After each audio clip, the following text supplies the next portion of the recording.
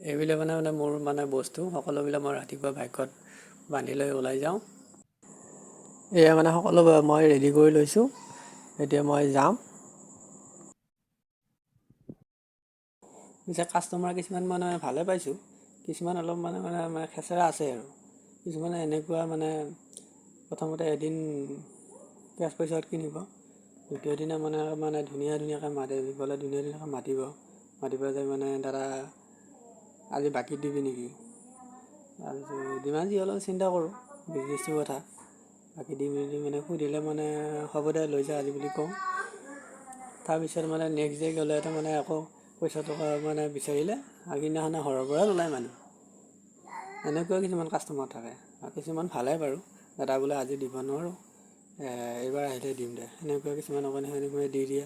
আৰু কিছুমান আছে মানে আকৌ দাদা আজি 20 টকা নাই, এইবাৰ আহিলে দিম দে এনে বুলি কৈ 20 টকাটো আৰু এইটো নিদিয়ে আৰু সেইটো যায়।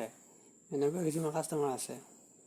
মানে সেই কাষ্টমাৰবিলাক সকলোৱে নিজে আনক বুজিবলৈ চেষ্টা কৰক।